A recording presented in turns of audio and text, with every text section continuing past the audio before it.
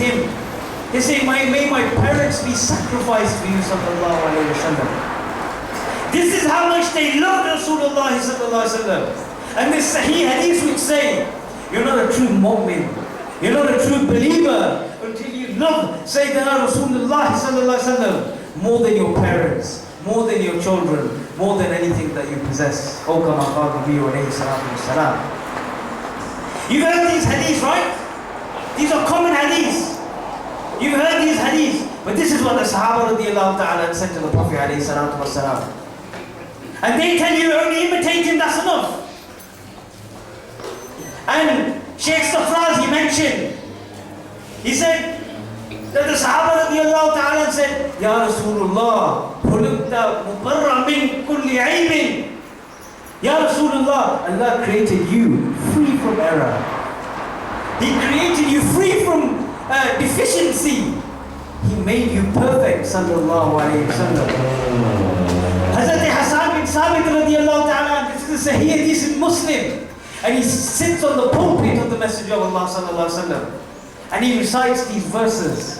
And he said, Ya Rasulullah, Allah created you free from error. What did the Prophet sallallahu alayhi wa sallam say to him? Did he say to him, you're wrong? Did he say, who told you that? Did he say to him, this is a bid'ah? To the Sahaba radiallahu ta'ala who said, Ya Rasulullah, may my parents be sacrificed for you? Did the Prophet ﷺ tell them, tell me in which hadith it says that you can say that to me, or you should say that to me, or tell me in which ayat of the Quran it says that when you see Rasulullah sallallahu alaihi wasallam, you must say, may my mother and father be sacrificed for you. No, it didn't say this in the Quran. It didn't say this in hadith. This ingredient which I'm talking about, it is the love of the Messenger of Allah sallallahu alaihi wasallam. And we found this from those Sahaba radiyallahu ta'ala anhum ajma'in. Let me tell you this. You know, in the time of the Prophet sallallahu alaihi wasallam, you know the Arabs, you know how they used to praise things?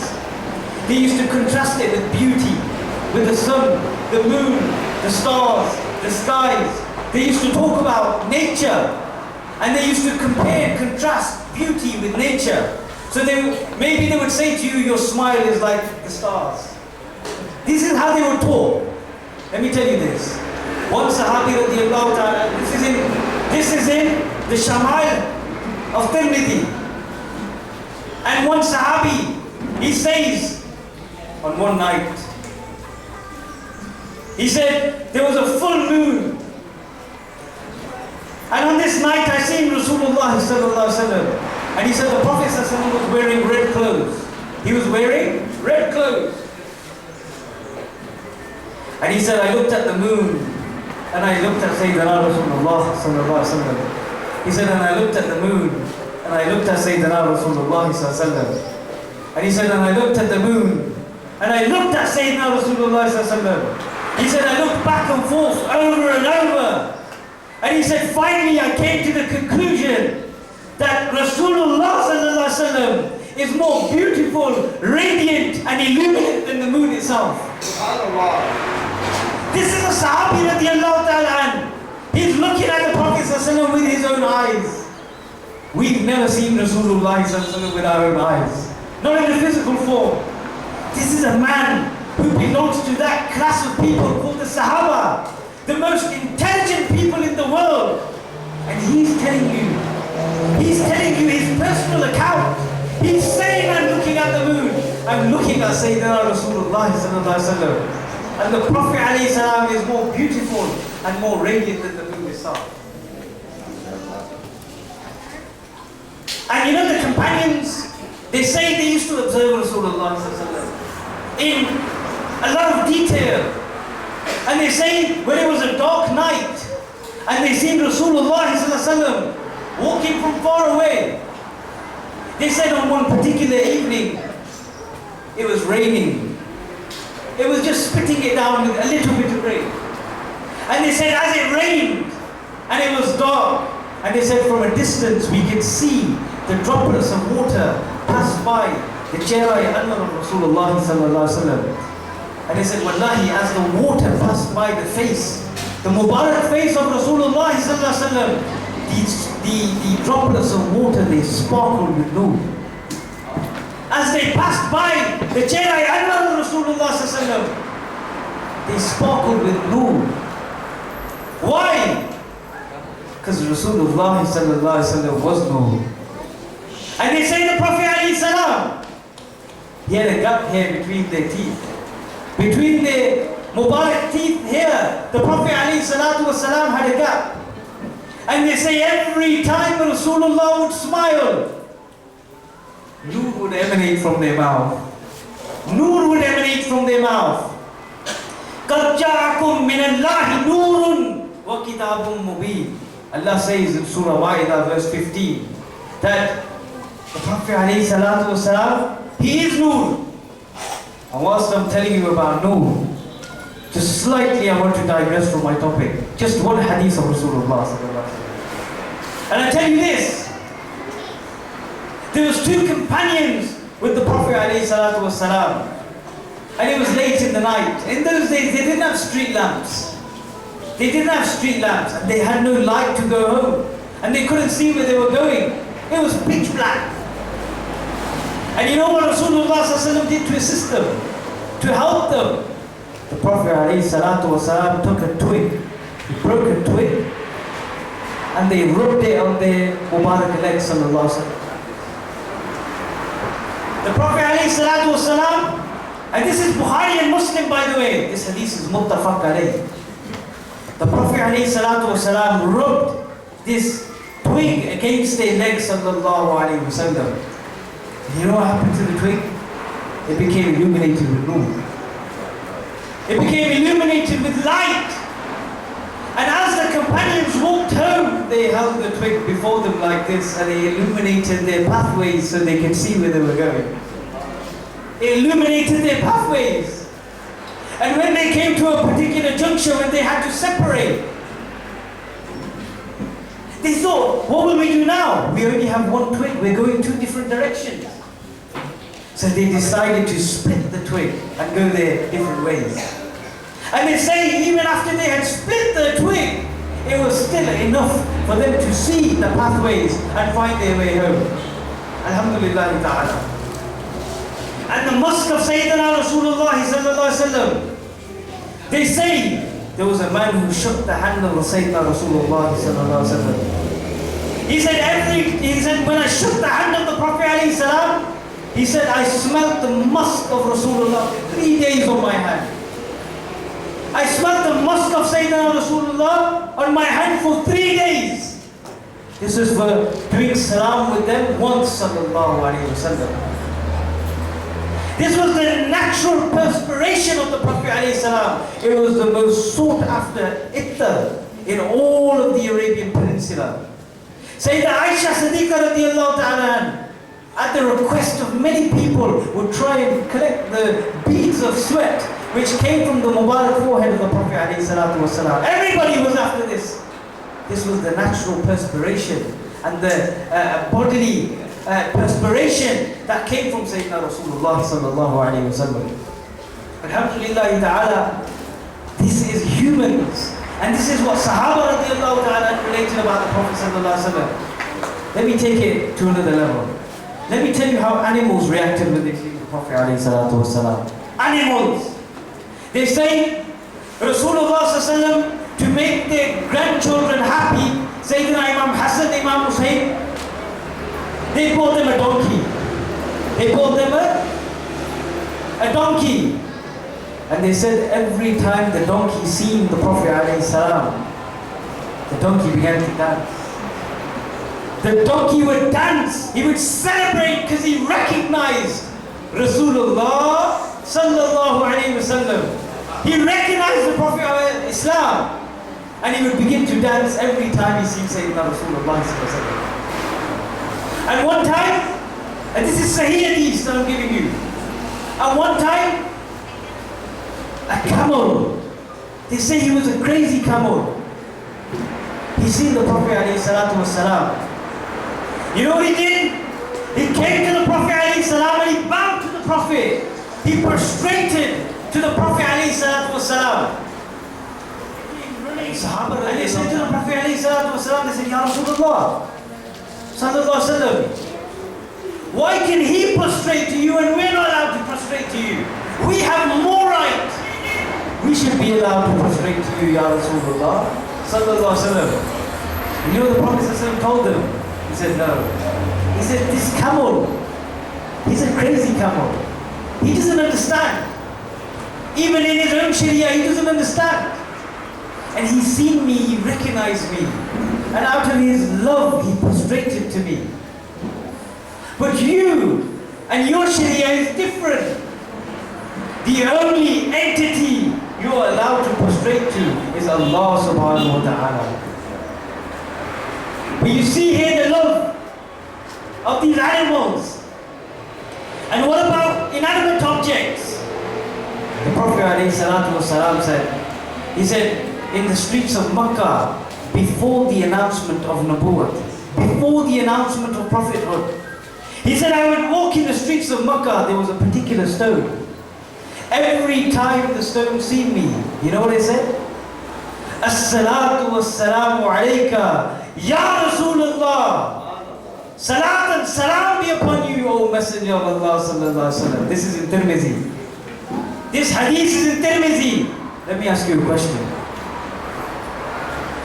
The stone knows the Nabi is a Nabi. The stone knows the Nabi was a Nabi. Do you think the Nabi didn't know he was a Nabi? Do you really think the Nabi didn't know he was a Nabi? Why do I say this? It's because they say the Prophet ﷺ didn't know he was a prophet till he was 40. Before this he was a wali. He was from amongst the awliya Allah. No. Allah subhanahu wa ta'ala says in the Quran, وَإِذَا أَخَذَ اللَّهُ مِيثَاقَ النَّبِيِّينَ. Say subhanallah. I'm not a rap star that, if you don't, applaud me, I'm going to feel sad and I'm going to feel like my Facebook likes are going down. This is the kalam of Allah subhanahu wa ta'ala. When you hear it, you must express your happiness for the sake of Allah and His Rasul sallallahu alaihi wasallam. Allah says in the Quran, وَإِذَا أَخَذَ اللَّهُ مِيثَاقَ النَّبِيِّينَ.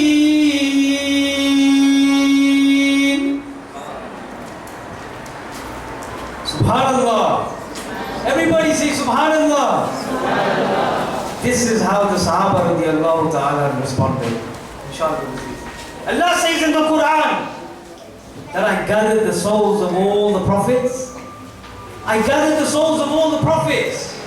If Allah is referring to them as prophets at that time, if Allah is referring to them as prophets at that time, this means they were prophets even before the universe was created. Or even before the first man, Adam alayhi salam, was sent to earth. So our aqidah is that prophets are always prophets. Alayhi salatu wasalam. And I say this to you, if animals and inanimate objects, they send salawat on the Prophet alayhi salam, they become ecstatic when they see Rasulullah sallallahu alaihi wasallam. How should our reaction be? How should our celebration be to the milad of the Prophet alayhi salatu wasalam? I make my final couple of points and then I conclude inshallah ta'ala with these. There's a beautiful hadith. Hadith if. This is a hadith, I'm sure you heard of this. This is on the suspected allegations of adultery against Sayyidah Aisha Siddiqa radiallahu ta'ala. In the time of the Prophet ﷺ, there were some people who leveled allegations of adultery against Aisha Siddiqa radiallahu ta'ala. Right? And the Prophet ﷺ, they became silent on this subject. Why? Because a judge doesn't rule on a matter that concerns him. A judge never rules on a matter that concerns him. And Sayyidah Aisha radiallahu ta'ala was sent home to the house of Abu Bakr Siddiq radiallahu ta'ala, sent to the house of her father, whilst this issue resolved itself.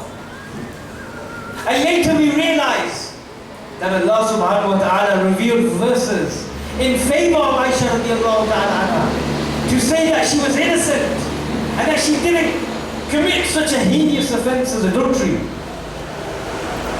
But before this, let me tell you what the Prophet ﷺ did. The Prophet ﷺ called for mashwara. They called upon select Sahaba, key personnel from the Sahaba radiallahu ta'ala. And they called them for their advice.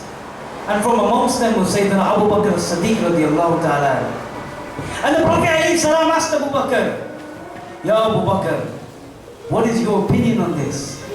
Do you think Sayyidina Aisha radiallahu ta'ala adulterated? Is she an adulteress? What would any father say if they were presented with this question? They would say, no, my daughter, I know her, I raised her. She's not an adulteress. She's a good girl. This is a mistake. These allegations are untrue which have been leveled against her. Isn't it? Would you say any different about your own daughter if you ask this question? And look at the independence of Sayyidina Abu Bakr as-Siddiq radiallahu ta'ala. Because he was an ACIC, and he was a diwana and a lover of Rasulullah sallallahu alaihi wasallam. And do you know how he responded? He said, Ya Rasulullah sallallahu alaihi wasallam, ra'yuka ra'yi, whatever your opinion is, this is also my opinion. This was the independence of Sayyidina Abu Bakr Siddiq radiallahu ta'ala. Even when the issue concerned his daughter, he said, my opinion is the opinion of Mustafa sallallahu alaihi wasallam. My opinion is the opinion of the Messenger of Allah sallallahu alaihi wasallam. And for the sake of completeness, I'll tell you this. Then the Prophet alayhi salam asked Farooq Azam, Sayyidina Umar radiallahu ta'ala, what is your opinion on this issue? And you know what Farooq Azam, what he responded? Let me tell you something. Do you know that Allah subhanahu wa ta'ala made it haram on a fly to sit on the body of Rasulullah sallallahu alaihi wasallam? Never in the life of the Prophet alayhi salam did a fly ever sit on the body of the Prophet sallallahu alaihi wasallam. Why? Because Allah made it as a part of the law of nature that all flies are forbidden from sitting on the body of the Prophet sallallahu alaihi wasallam. Why? Because flies, they lick from impurity. They eat from impurity, and Allah didn't want to associate this impurity with His beloved sallallahu alaihi wasallam. So Allah made it haram on the fly. And when Sayyidina Umar radiallahu ta'ala asked this question, Ya Umar radiallahu ta'ala, what is your opinion on this? You know what he says? Do you know what he said? He said, Ya Rasulullah sallallahu alaihi wasallam, Allah made it haram for a fly to sit on your esteemed body. Why? Because He wanted to disassociate you from impurity. So how can I accept that Allah has attributed to you a wife of such a nature? This is impossible. She could not have committed this sin. This is a heinous sin. And she cannot be associated with you, Ya Rasulullah sallallahu alayhi wa sallam. This was the iman and the aqidah of the Sahaba radiallahu ta'ala. You know, many examples I presented to you of the love of the Prophet sallallahu alaihi wasallam, and this ingredient which was within the Sahaba radiallahu ta'ala. Clearly we see just imitation wasn't the love of the Prophet sallallahu alaihi wasallam. And now I'll give you the icing on the cake. Don't take this as a license, but I'll give you the icing on the cake. This is Sahih Hadith in Bukhari. A man came to the Prophet alayhi salatu wasalam, and he said, Ya Rasulullah sallallahu alaihi wasallam, he said, when will the final hour come? When will the final hour come? The Prophet alayhi salatu wasalam said to him, he said, the final hour is one thing, but what have you prepared for the final hour? What have you prepared? And you know what he told the Prophet alayhi salam? He said, Ya Rasulullah sallallahu alaihi wasallam, I have prepared no elaborate deeds. I have no extensive salah, or I have no extensive ibadat to my name. I have given no additional charity or nothing to claim on the Day of Judgment. But then he said, but I have one thing, Ya Rasulullah sallallahu alaihi wasallam. And the Prophet alayhi salam asked him, what is that? Do you know what he responded? He said, I loved you, Ya Rasulullah sallallahu alaihi wasallam. I love you. This is what I will present on the Day of Judgment. My love for Sayyidina Rasulullah sallallahu alaihi wasallam. And you know what the Prophet ﷺ told him? He said, Anta ma'man ahbabta. You will be raised with those whom you loved. You will be raised with those whom you love. And I say this to you. If you like those people who commit sin and don't celebrate the Milad of the Prophet ﷺ, and those people who are alcoholics, and those people who celebrate discos and get drunk, then you may be raised with those people, or those groups of people. But if you attended mahfils and majlises like this, and you loved Rasulullah sallallahu alaihi wasallam, then Allah will raise you in a similar circle with the Prophet alayhi salatu wasalam. Allah will raise you with the Prophet alayhi